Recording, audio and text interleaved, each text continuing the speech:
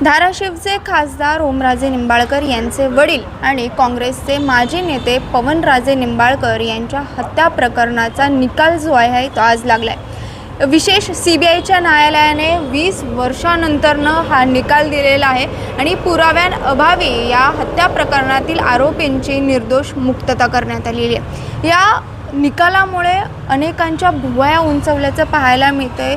ओमराजे निंबाळकर यांना देखील अशा प्रकारच्या निकालाची अपेक्षा नव्हती, मात्र असा निकाल लागल्यानंतरनं वेगवेगळ्या स्तरावरून जे आहे ते प्रतिक्रिया यायला सुरुवात झालेली आहे। ओमराजे निंबाळकरांनी देखील यावरती त्यांची पहिली प्रतिक्रिया दिलेली आहे। यासोबतच उपमुख्यमंत्री एकनाथ शिंदे यांनी देखील या संदर्भात आपली पहिली प्रतिक्रिया दिलेली आहे आणि महत्त्वाचं म्हणजे साहजिकच आता प्रश्न पडलेला आहे की ऑपरेशन टायगरचं पुढे काय होणार। याच संदर्भातील हा संपूर्ण आढावा घेणारा हा व्हिडिओ आहे। नमस्कार, मी शिवानी, तुम्ही पाहताय टाइम्स ऑफ महाराष्ट्र।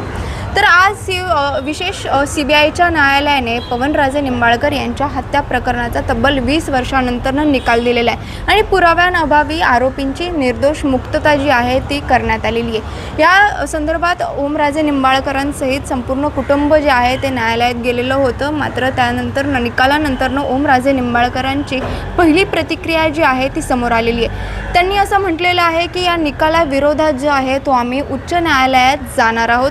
या निकालानंतर उपमुख्यमंत्री एकनाथ शिंदे यांची देखील पहिली प्रतिक्रिया समोर आलेली आहे। ती म्हणजे आम्हाला आणि निंबाळकर कुटुंबाला अशी अपेक्षा होती की आरोपींना या प्रकरणात शिक्षा होईल, मात्र दुर्दैवाने सर्व आरोपी जे आहे ते निर्दोष सोडण्याचा निर्णय जो आहे तो न्यायालयाने घेतला आहे। यासोबतच या निकालानंतरनं मी स्वतः केंद्रीय गृहमंत्री अमित शहा आणि मुख्यमंत्री देवेंद्र फडणवीस यांच्याशी चर्चा केली आहे, त्यांना या खटल्याची माहिती दिली।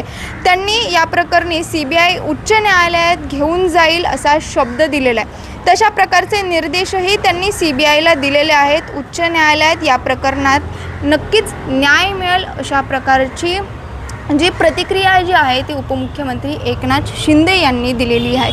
आता या संदर्भात उपमुख्यमंत्री एकनाथ शिंदे यांची प्रतिक्रिया महत्त्वाची का मानली जाते, तर गेल्या काही दिवसांपासून ऑपरेशन टायगर जे आहे ते प्रचंड चर्चेत आहे आणि आता या ऑपरेशन टायगरचं भवितव्य जे आहे ते ओमराजे निंबाळकर यांच्या एका निर्णयावरती अवलंबून राहणार आहे। खरं तर ओमराजे निंबाळकरांनी काही दिवसापूर्वीच म्हटलं होतं की या हत्या प्रकरणातील निकाल लागल्यानंतरच मी जे आहे तो माझा निर्णय जो आहे तो जाहीर करेन। मात्र निंबाळकर कुटुंबाच्या विरोधातच आजचा जो निकाल आहे तो लागल्यामुळे ते नेमका कोणता निर्णय घेतात किंवा ऑपरेशन टायगरचं नेमकं पुढे काय होईल हे आता पूर्णपणे ओमराजे निंबाळकर जे आहे ते त्यांच्या एका निर्णयावर अवलंबून राहणार आहे। आता खरं पाहायला गेलं तर अपात्रतेची जी तलवार आहे, टांगती तलवार जी आहे ती टाळण्यासाठी 2/3 जे खासदार आहेत ते गरजेचे असतात अपात्रता होण्यापासून।